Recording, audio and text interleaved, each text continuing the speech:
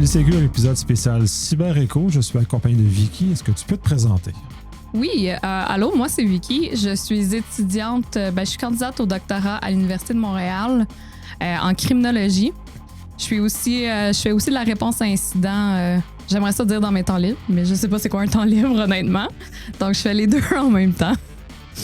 Ouais, ben, ça occupe énormément de temps juste de faire les travaux que tu fais, justement de la recherche que tu fais. Tu es venu présenter à CyberEcho une étude que tu as exécutée sur les rançons logiciels depuis les dernières années pour essayer de tirer une compréhension de celle-ci. Je vais te laisser présenter ça. Oui, donc j'étais venue aujourd'hui pour présenter, dans le fond, les résultats de ma thèse. Ça a été une étude que j'ai faite depuis les 5 dernières années, qui a commencé avant la pandémie. Donc, je m'étais... je regardais c'était quoi les nouveaux problèmes dans le monde pour me trouver un sujet de thèse. Et je venais de finir, je travaillais un projet avec la SQ sur le lore informatique. Donc, moi, j'étais toujours quelqu'un qui voulait aider le monde avec la recherche. Donc, je me cherchais un nouveau problème à régler. Puis, je me suis dit, les rançons logicielles, je pense qu'il y a un futur là-dedans. Et là, COVID est arrivé, puis ça a dit « hold my beer ». Puis là, voilà où est-ce qu'on en est. Donc, moi, ce qui me gossait avec les rançons logicielles dès le début, c'est que je comprenais pas pourquoi que les défendeurs avaient autant de misère à répondre aux instances. C'était comme si... Surtout dans les médias, ça avait toujours l'air comme on s'est fait prendre par surprise. On était toujours en réaction, puis on n'était pas capable d'être proactif. Puis moi, je me suis dit, il y a un challenge là-dedans. Puis la fille qui s'y connaît zéro, techniquement, c'est elle qui va régler ça. C'était peut-être un peu ambitieux, mais c'est comme ça que ce projet-là a commencé. Après ça, j'ai rentré dans l'industrie et c'est là que les choses ont vraiment comme changé d'angle. Parce qu'avec l'expérience d'industrie, tu réalises que la recherche et l'industrie, des fois, il y a un petit... Un grand vide. Une grande distance. un mur entre les deux que chaque étudiant doit frapper une fois qu'il rentre. Donc, ce que j'ai commencé à faire, c'est à regarder l'évolution des rançons logicielles. Mais je voulais pas regarder sur l'angle de qu'est-ce qui continuait de changer. Ça, il y avait énormément de recherches là-dessus qui était super intéressante, mais je peux pas l'expliquer autrement que j'avais un gut feeling que c'était pas l'angle qui était pour moi.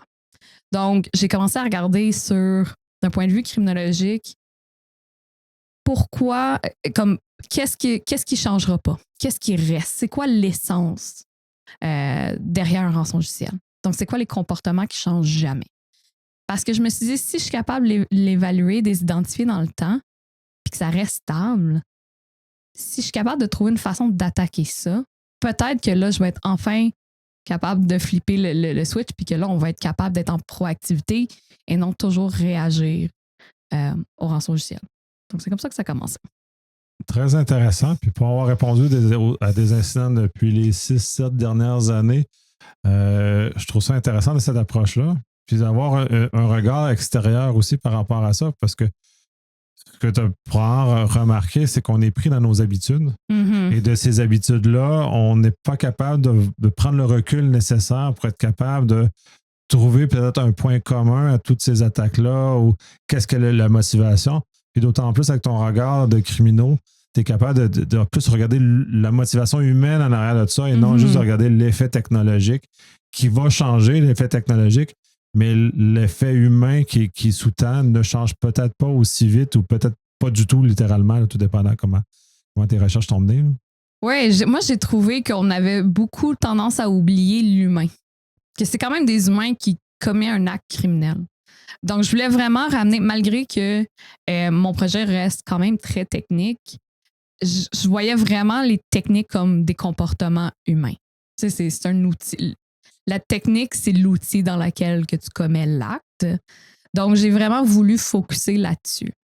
Ça a été très enrichissant parce que quand que tu viens d'un milieu de criminologie, tu n'es pas une personne tant technique que ça.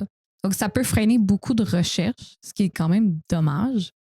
Mais comme j'ai dit, moi, j'ai rentré dans l'industrie, donc j'ai appris le technique dans l'industrie, ce qui a beaucoup plus enrichi mes recherches que j'ai faites depuis ce temps-là. Oui, et donc, justement, c'est quoi? Parlons là de cet enrichissement-là. Qu'est-ce qu'il y a, qu'est-ce que tu as appris ou comment tu as réussi à absorber ce qui était manquant pour faire des recherches dites plus techniques? Là? Je te dirais que ça a été la compréhension de la réalisation que ça prenait pas la tête à Papineau. Ce qui est une expression très, très québécoise, I guess, en espérant que tout le monde la comprenne. Avant que j'ai commencé, moi, je pensais que les rançongiciels, c'était la chose la plus sophistiquée au monde, que c'était des tours de magie, OK? Comme que, peut-être comme dans les films, dans cette idée-là.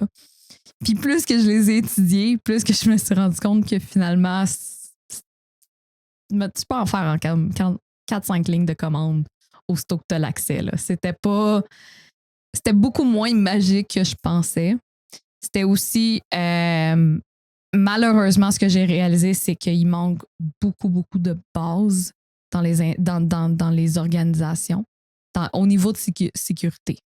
Il y a beaucoup, beaucoup d'organismes qui achètent énormément de produits de cybersécurité, ce qui est fantastique, mais qui ne sont pas appliqués comme il faut ou qui sont juste comme oui, je l'ai acheté, mais je ne l'ai pas mis en place. OK, great. Sauf qu'il faudrait quand même que si on fait juste la base, déjà ça pourrait déjà nous aider. C'est juste savoir qu'est-ce qu'il y a dans ton environnement, comment que c'est configuré, ce serait aussi déjà très important de savoir. Puis ça, c'est réponse à incident, c'est la première chose que je vais poser comme question. Est-ce que tu sais qu'est-ce que tu as dans ton environnement? Est-ce que, tu sais, comme, est-ce qu'on peut partir de là? Puis souvent, c'est, je pense qu'on a ça. Peut-être qu'on a un serveur. Peut-être. Non, faut qu'on le sache. Tu sais, comme, faut le savoir, faut commencer à la base, bien configurer les choses. Puis après ça, tu sais, tu veux acheter tous les produits de cybersécurité, moi, j'ai aucun problème, je vais t'aider. Mais la base. Ben, c'est intéressant de voir, en plus d'un angle initialement extérieur au domaine, dire la même chose que on va dire les experts du domaine disent depuis longtemps. L'hygiène de base va régler probablement 80% des problèmes. Donc, avec 20% d'efforts, 80%, vraiment. Et les gens ne font pas ça, ils vont investir, comme tu mentionnes, dans des outils ultra sophistiqués, la dernière chose à la mode, machin. Le déploie mal, le déploie pas du tout ou l'exploite pas comme il faudrait. Mm-hmm. Et je le vois encore, les incidents que j'ai vus dernièrement sont encore techniquement très simples. Mm-hmm. Et comme il y a le plus gros, le dernier plus gros que j'avais géré, c'est il y a 6 ans. Et c'est sensiblement la même chose qu'il y a 6 ans. Pour moi, il n'y a rien qu'à changer. Les chemins, les outils ont changé un peu. Il y a quelques affaires qui ont changé. Mais il n'y a pas dans la façon que ça s'est exécuté, ça n'a pas changé. Puis je me rappelle, un des premiers que j'avais eu à gérer il y a 6 ans sur les rançongiciels. Et on avait vraiment la trace complète de ce qu'il avait fait. Et on voyait l'attaquant, il s'est juste tapé la tête sur quelque chose jusqu'à temps qu'il trouve quelque chose qui fonctionne. Mais il s'est tapé la tête pendant 2 jours. Littéralement. T'as coupé, puis il a trouvé l'endroit que ça a rentré, puis là, il est rentré. Puis là, ça a levé toutes les alarmes, on l'a intercepté, on a intervenu. Mais on n'avait pas l'info pour les 2 jours qui ont passé si on n'avait pas la visibilité sur quand il se tapait la tête sur des systèmes qui étaient efficaces. Mais du moment qu'il y avait un système qui n'était pas efficace, puis là, ça levait un incident. Ça s'est bien résolu en moins de 24 heures dans ce cas-ci, là, mais il demeure que de voir ça, puis quand j'ai regardé le dernier que j'ai eu à regarder, c'est exactement la même chose. L'attaquant, il rentre. Ben, ça change un peu parce qu'il n'y avait pas tant de séparation de tâches il y a 6 ans. Maintenant, il y a énormément de séparation de tâches. Fait que c'est plus fragmenté. C'était vraiment l'accès initial est disjoint de ce qui se passe après. Mais c'est vraiment la seule nuance que j'ai remarqué de la différence dans le dernier que j'ai fait. Mais il y avait vraiment juste ça. Fait que dans ce côté-là, je suis arrivé, j'ai vu l'accès initial. Là, il a pris un peu de temps. Donc, clairement, il a vendu son accès initial à quelqu'un d'autre. Puis tout le second est rentré puis a mené ses attaques. Et c'était d'une banalité comme il y a 6 ans. Exactement comme dans mon premier cas que j'avais géré. Il est rentré, il s'est tapé la tête sur les choses jusqu'à temps qu'il trouve une chose, puis il est rentré. Puis c'est tout ça, là. C'est ça qui est dommage parce que, tu sais, moi, OK, j'avais peut-être des lunettes roses quand j'ai commencé tout ça, mais ça a été la plus dure réalisation, ça a été que finalement, malgré tous les avancements qu'on a faits, Le 80%, c'est ça qui va sauver la journée. Ton 20% qui est la différence, tu sais, quelqu'un qui a le talent, un groupe qui a le talent et le temps et les ressources, s'ils veulent te frapper, ils vont le faire. Tu sais, je parle au niveau APT, ils ont le temps, ils vont être capables. Le vrai de vrai Advance, lui, il n'est pas ça, mais si le vrai Advance, il n'y en a pas tant que ça. Et il s'attaque à des cibles déjà prédéfinies, puis c'est déjà connu. Là. Il ne s'attaquera pas à la luminerie du coin ou à la PME de matelas. Là. Il n'ira pas là. Donc, ça déjà là, c'est moi, une des choses que je dis à mes clients, c'est on va aller pour un risque qui t'est approprié, des menaces qui sont spécifiques à toi. Comme tu dis, une PME, à moins que tu deals avec quelque chose d'intelligence ou une intellectualité, propriété intellectuelle extrêmement spécifique, les chances que tu aies un APT en arrière de toi, c'est slim. Je veux dire, on risque jamais zéro, mais c'est quand même petit. Fait que si on peut focuser sur vraiment ce qui est le plus probable, puis ça va être une attaque d'opportunité. Ça va être quelqu'un qui veut un quick win. Donc, ça a été le groupe que pas malheureusement, heureusement que j'ai étudié. C'est aussi les groupes qui sont les plus communs, surtout pour des rançongiciels, qui vont vouloir un quick win. Donc, mes recommandations dans mon projet avec ce que j'ai fait, c'est que j'ai vraiment regardé comment je peux rendre une surface d'attaque le plus gossante possible pour qu'un attaquant juste fasse comme, tu sais quoi? Pas aujourd'hui. Ça me tente pas. Des fois, le meilleur truc en cybersécurité, c'est juste être plus gossant que quelqu'un d'autre. Oui, ben c'est ça, de ce que tu as vu comme très commun, parce que c'est ça que tu cherchais. Quels sont ces traits communs-là que tu as vus dans les différents groupes qui sont actifs et les choses que les papiers que tu as analysés? La chose que j'ai le plus remarqué, c'est à quel point que les attaquants ont besoin des infrastructures des victimes pour s'aider. Ça, pour moi, c'était la révélation la plus importante parce que ça, c'est quelque chose que du côté de défendeur, on peut contrôler. Techniquement, ça appartient aux victimes, mais s'ils nous engagent, généralement, on a accès à leur infrastructure, donc on peut recommander.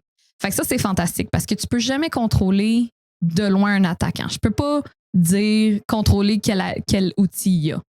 Mais par exemple, je peux contrôler l'environnement de ma victime. Fait que s'ils en ont besoin, c'est là que je peux frapper et avoir le plus d'efficacité, viser l'efficacité sur ça. L'autre chose que j'ai vraiment remarqué, c'est l'importance des comptes valides. Puis ça a été la technique qui a été le plus stable, le plus prédominant. Mais non seulement ça, mais il était le plus prédominant sur plusieurs stages de l'attaque, dans le processus d'attaque. Donc, on le voyait comme moyen d'entrée, comme moyen d'évasion de défense, de reconnaissance interne. On le voyait pour élévation de privilèges, de persistante, pour mouvement latéral. Dans le fond, n'importe quoi, je le voyais. Puis ça, par exemple, ça m'a vraiment donné un petit flag, un petit drapeau qu'il faudrait vraiment revoir les accès des comptes, vu que c'est la chose qui a été le plus utilisée. Et c'est de revoir non seulement les accès, puis je sais que le principe de moindre privilège est quand même commun. Moi, les recommandations que j'ai faites, c'est d'aller d'un pied plus loin, puis de vraiment regarder, puis ça, c'est pour ça que les sysadmins n'aiment pas tant que ça, parce que je recommande souvent d'y aller par groupe d'employés. Donc, comme tous ceux qui travaillent en réponse à incident, tout le monde. Puis de regarder vraiment quels accès qui ont vraiment besoin, mais aussi regarder pour time-based, donc pour les heures. Généralement, les employés, puis ça, je ne parle pas de ceux en cyber, OK? On est peut-être une gang à part, mais généralement, à partir de 9 h le soir, tes employés ne travaillent pas. Comme je dis, ça ne prend pas ceux de TI ou ceux de cyber, là. On travaille tous en soirée. Là. Fait qu'après 9 h, les comptes devraient peut-être plus avoir accès à l'interne. Encore les courriels, ça, il n'y a aucun problème. Mais peut-être que ça ne serait pas le meilleur des temps qu'il y ait accès, je ne sais pas, directement à l'AD pour aller changer des configurations. Peut-être que ça serait trop un risque. Après ça, c'est de regarder, est-ce que tes adjointes ou tes ressources humaines ont besoin d'avoir des privilèges d'admin sur genre PowerShell, avec PowerShell ou avec comme aucune des choses que nous, on utilise. Ma règle, c'est s'ils ne savent pas c'est quoi, ils ne devraient pas avoir accès. S'ils n'en ont pas besoin tous les jours, limiter ces accès-là. Après ça, c'est de regarder sur la base de géolocalisation. Les block lists puis les allow lists, je ne sais pas c'est quoi en français, liste d'accès, liste de... Liste blanche, liste noire ou... Oui, ceux-là. Oui, ceux-là. Donc, ça serait vraiment de regarder, OK, tes employés travaillent de où et de bloquer tout le reste. Parce que, à moins que ton attaquant soit chez l'employé, il ne devrait pas être capable d'utiliser ce compte-là pour se connecter d'ailleurs. Donc, de vraiment focaliser ça. L'idée avec les time-based puis avec l'heure et la localisation, c'est que ça va forcer les attaquants de travailler dans des heures que nous, on veut. C'est que tu forces une main un peu. Puis ça, tes attaquants ont aussi des vies. Hein? Je ne sais pas dans quelle zone, dans la time zone qu'ils vont être, mais ils risquent d'avoir des vies. Oui, puis généralement, ils ne sont pas dans notre time zone, en général, ce qui fait qu'ils vont attaquer à des heures quand nous, on ne travaille pas, et vice-versa. Donc, et même dans plusieurs pays, c'est littéralement soit des employés d'État ou des employés qui ont un travail de 9 à 5, le même genre de choses. Ils ne travaillent pas 24/7, là, ils sont vraiment juste, ils rentrent le matin avec la boîte à lunch, puis ils viennent hacker des choses, puis ils terminent à 5 heures, tournent dans leur famille, un petit souper. Puis, c'est ça. C'est tout. Donc, c'était vraiment de regarder un peu les comportements des usagers aussi, puis après ça, de regarder qu'est-ce qui n'est pas normal. Tu sais, comme je travaille réponse à incident, que moi j'ai accès à 3 heures du matin, c'est assez comme. C'est un petit peu trop commun, là. On pourrait, si les attaquants pourraient travailler 8 à 5, ça serait fantastique pour moi, là, s'il vous plaît, guys. Mais sinon, mes ressources humaines n'auraient pas besoin à 3 heures du matin. Ou n'importe qui d'autre qui ne travaille pas dans tech. Fait que c'est vraiment de repenser aux accès de ce point de vue-là. Pas juste comme one size fits all. Puis l'impact que ça a pour surtout les comptes valides, c'est que là, ça vient de rendre la tâche beaucoup plus difficile. Parce que là, il faut que je travaille.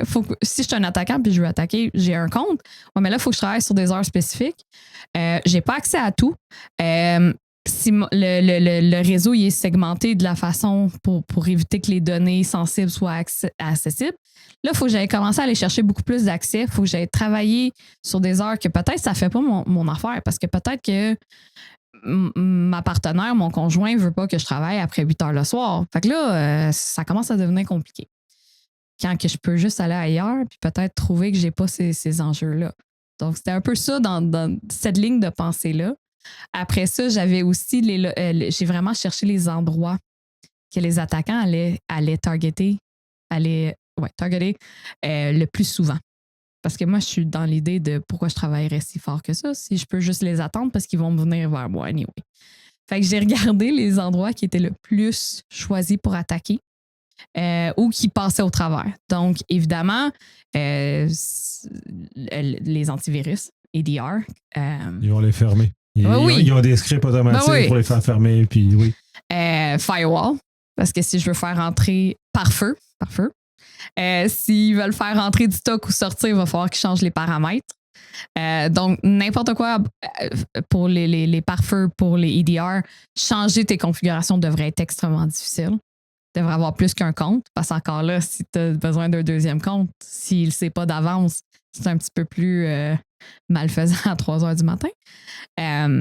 Après ça a été l'autre d'un autre sens. C'est aussi pour le AD puis le DC, Domain Controller puis le Active Directory. Ça, j'ai vu qu'il y était 2 endroits qui étaient extrêmement targetés parce qu'ils vont avoir besoin de plus d'accès s'ils ne l'ont pas déjà. Donc, ça vaut la peine de mettre un petit peu plus d'accent sur cette protection-là envers ces 2 choses-là. Puis après ça, le cloud, qui est tellement le fun, mais pas très, très secure souvent. Donc, s'il n'y a pas des bucket leaks, ce qui arrive souvent avec des credentials, c'est une place où est-ce que, vu qu'on met toutes nos données là et qu'un rançon logiciel va vouloir prendre tes données, c'est vraiment un endroit qui va être targeté pour les données. Regardez qu'est-ce qui se fait exfiltrer out and in, puis les sizes, ça va être un bon giveaway. Tout ce qui est les remote services, donc VPN, tout ce qui te donne Access AnyDesk, pas d'autres exemples en tête tout de suite, là, qui fait que tu peux te connecter d'ailleurs dans ton environnement. Ça, là, c'est laisser la porte de garage ouverte. Ça, là, ça se fait. Parce qu'à moins que ton attaquant est déjà sur les lieux de ta business, ils vont les utiliser pour se connecter. Donc, se connecter devrait être extrêmement difficile, devrait être nécessaire minimum un MFA, s'il vous plaît. Faites un MFA. Et n'acceptez pas à 3 heures du matin ou 4 heures du matin si vous avez un prompt.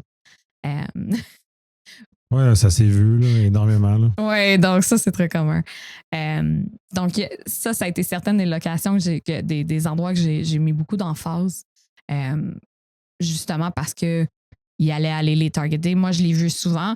Le cloud n'était pas un endroit qui était très commun jusqu'en 2020. Mon échantillon était de 2016 à 2023. Mais 2020 avec. On sait ce qui s'est passé. C'est ça. Tout le monde est basculé là, donc c'est sûr que l'intérêt a basculé là aussi. Là, exactement. Donc, ça a été. Regardez les endroits, tout ce qui était avant 2020, il y avait d'autres, mais c'était pas super. Puis après ça, cloud, ça, je l'ai vu, ça a commencé à augmenter drastiquement en 2020. Donc, c'est pour ça que c'est rendu un des spots que je dis vraiment de faire attention avec les permissions, les accès. Mais permission d'accès, oui. Puis je vais renchérir un peu ce que tu dis. Pour savoir ce que j'ai vu, c'est qu'on voit des scripts standards, on voit des éléments très standards. Ils ne cherchent pas très fort. Comme tu dis, ils ne forcent pas beaucoup.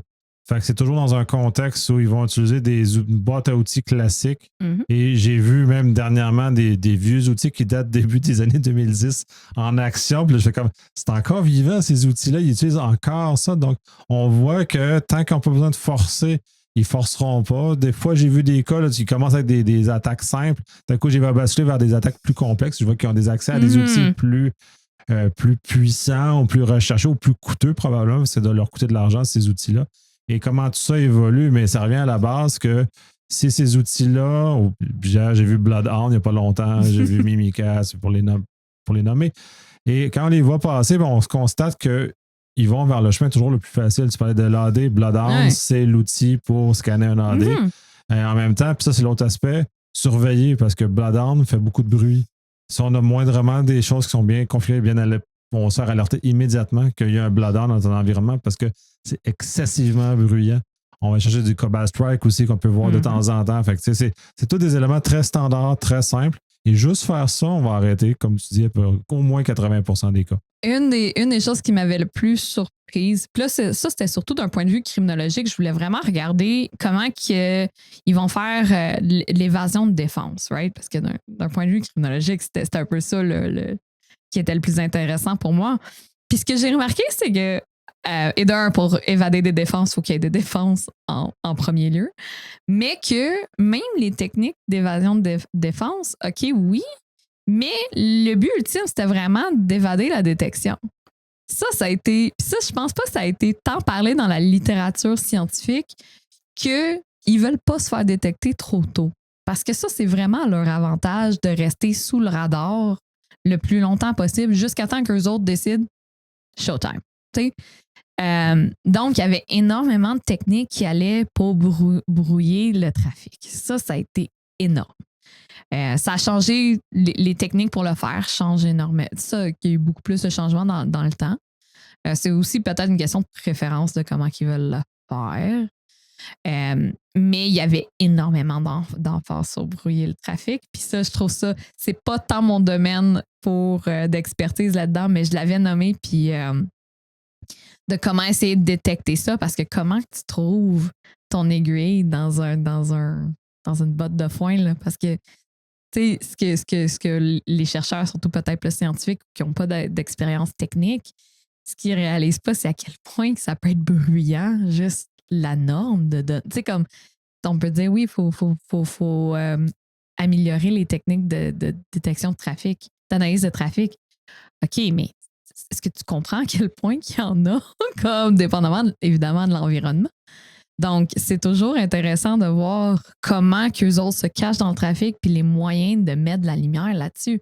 Parce que, tu te dis, OK, oui, les attaques sont simples. Ça, on est d'accord. Sauf que si, en même temps, tu dois attaquer, mais que tu sais que tes défendeurs sont en train de te chercher et de te trouver, la tâche devient un petit peu plus complexe, là. C'est beaucoup plus dur de hacker puis d'encrypter, t'as pas encrypté, là, mais de chercher tes données et tout pendant que tu as quelqu'un qui te court en arrière de toi. Là. C'est un peu Pac-Man qui t'essaie de. J'ai utilisé Pac-Man dans mon doc comme théorie des jeux. Mais c'est un peu cette image-là de t'essaies de courir, mais tu as quelqu'un en arrière de toi. Tu vas faire plus d'erreurs, tu n'auras peut-être pas le temps. Puis moi, ce que je voulais, c'est de t'enlever ce temps précieux-là, puis de te mettre beaucoup plus d'attention où est-ce que tu n'en veux pas, puis que ça soit beaucoup plus dur de te cacher. Parce que. Oui, se cacher, puis pour en avoir géré des incidents où on est arrivé juste au moment, on a, dans le cas, c'est le cas classique, on coupe l'Internet. Oui. C'est, on voit qu'il est là, mais on voit qu'il ne nous a pas vus. Fait que là, tu fermes l'Internet, puis là, tu nettoies, puis ensuite tu réouvres. Justement, pour arriver à cet état-là, mais pour avoir la chance de le détecter avant qu'il nous ait vus. Tu sais, là, c'est comme un peu l'espèce de. Faut que tu sois suffisamment silencieux quand tu le détectes pour pas qu'ils sachent que tu es dans Fait que, puis les autres aussi, ils voient, sont quand même si c'est assez basique ce qu'ils utilisent, ils ont quand même des capacités minimales et les outils maintenant leur permettent de repérer quand ils sont repérés, puis à ce moment-là, soit de disparaître rapidement. Ça, de s'auto-détruire aussi, on le voit beaucoup avec les info-stealers, qui est une autre branche de choses dans laquelle l'autodestruction fait partie du processus. Donc, il y a des choses qui évoluent, puis il y a d'autres branches qui vont avec ça, qui sont différentes de celles des ransomware plus classiques. Là. Ça, j'avoue, d'un côté, de point de vue de réponse à incident, ça, par exemple, moi, ça, je trouve ça le fun. Quand tu as la course de qui est-ce qui va gagner au bouton rouge, là.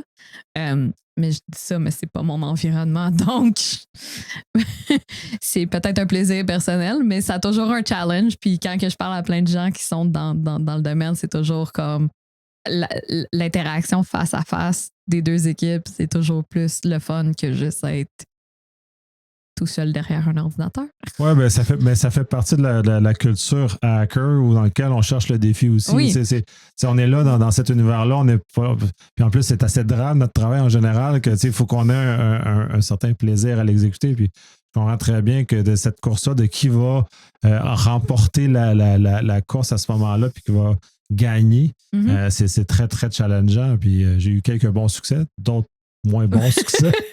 Dans ma carrière, mais quand on a un succès et on a réussi à atteindre quelque chose, je suis entièrement en accord avec ce que tu dis. Là. Il y a comme une adrénaline et un plaisir à ça. Là. Ça, surtout que, tu sais, il y a toujours l'élément de ça pourrait être n'importe qui d'entre nous. Tu le sais pas c'est qui est de l'autre côté, mais avoir les compétences, ça pourrait être mon collègue. Clairement pas, là, mais comme, tu sais, ça pourrait être quelqu'un qui est ici aujourd'hui. Ça peut, tu sais, fait qu'il y a toujours ce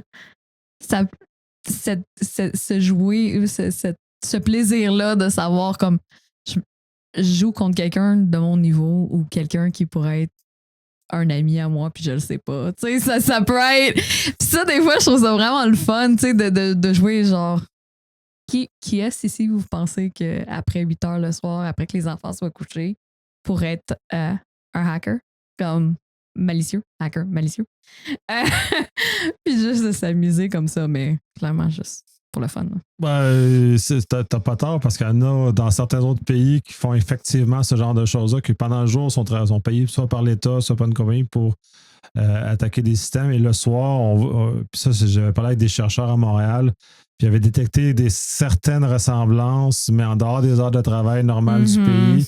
Fait que là, clairement, la personne avait ramené son laptop de travail et réutilisé pour ses besoins personnels. Donc, il faisait du rançongiciel pour son bénéfice propre et non pour son employeur ou pour le gouvernement qui le paye. C'est tout à fait fascinant. Fait que c'est pas exclu qu'ici, il y ait eu quelqu'un ou quelqu'un qui fait ça, arrondisse ses fins de mois en faisant ce genre de choses-là. Et d'un point de vue de l'esprit criminel, puis c'était un criminel, fait que c'est vraiment dans ça. Le côté de l'esprit criminel, qu'est-ce qui motiverait les gens à faire ce genre de choses-là? Puis d'ailleurs, je vais glisser là-dessus. As-tu vu la motivation? On n'a pas vraiment parlé de la motivation humaine que tu as pu retracer en arrière de ça, puis justement qui amène l'autre facette qu'on ne traite pas en techno normalement, mais qui nous aiderait à mettre, au-delà du fait de sous-cloisonner MFA, tout ça, là, qui nous amènerait ailleurs à comprendre et à mieux défendre nos systèmes? Pour la point de vue des motivations, c'est sûr que moi, avec les rançongiciels, c'est beaucoup de motivation financière. Tu as mentionné un petit peu au début pour les accès. J'ai commencé à regarder un peu plus les Initial Access Brokers. Et dans le temps que je travaillais en CTI, j'avais beaucoup, j'étais souvent sur le dark web et tout, puis je voyais vraiment les mouvements d'acheter des accès. Puis ça, j'ai trouvé ça le plus intéressant, c'est de savoir combien les gens vendaient leur accès dans les compagnies pour soit qu'ils allaient cliquer sur un phishing puis faire semblant qu'ils ne le savaient pas, ou, tu sais, puis les prix étaient très bas. C'était comme 100 US, là. C'est pas beaucoup pour le risque. Fait que moi, j'ai vraiment regardé les motivations de mais qu'est-ce qui va pousser quelqu'un à ce point-là? Puis ça, c'est pas une motivation qui est financière du tout. Ça va vraiment être une motivation personnelle. Ça, là, si t'es prête à vendre tes accès pour 100$, là, tu le fais pas pour l'argent. Tu le fais parce que ton boss te gosse, ta compagnie, t'as pas eu ton bonus, t'as pas eu... Puis ça, là, c'est vraiment dur à gérer et à analyser les risques de tes employés parce qu'ils ont tellement d'accès. Puis quand tu fais de la réponse à incident, veux pas, des fois, tu regardes les accès de tout le monde puis les comptes, puis là, tu fais comme moi, mais je sais pas si c'était l'ignorance ou si ils l'ont fait exprès et tout. Donc ça devient vraiment difficile à gager. L'autre chose, c'est que ça peut n'importe qui pas n'importe qui, il faut quand même que tu aies certaines skills ou des connaissances précises. Et tu sais, souvent, on dit on est toujours à 3 mauvaises chances de le faire nous-mêmes. Tu sais, comme à 3 payes d'être dans la rue. Fait que quelqu'un qui a besoin d'argent puis qui a les bons skills, tu sais, les marchés sont faits pour ça, là. Je veux dire, c'est pas... si t'as la motivation, t'as une façon de le faire, là. Faut juste un peu de connaissances, là, mais... Ça a été vraiment du côté d'un point de vue criminologue, de regarder les motivations puis qu'est-ce qui pousse les gens.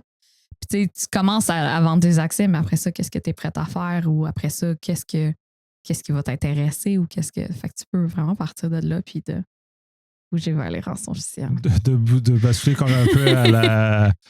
Ouais, de commencer de partir simplement quelque chose de simple et finir dans un univers autre. On a fait un bon tour. Est-ce qu'il y a des sujets qu'on n'a pas abordés sur ce que tu as étudié et que tu aimerais parler?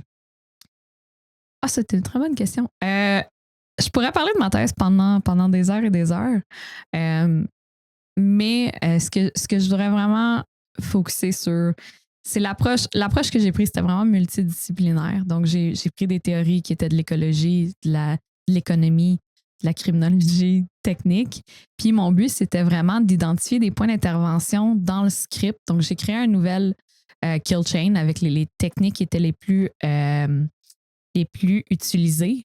Puis, dans le fond, ça m'a amené à vraiment penser comment on voit les infrastructures puis comment qu'on les configure.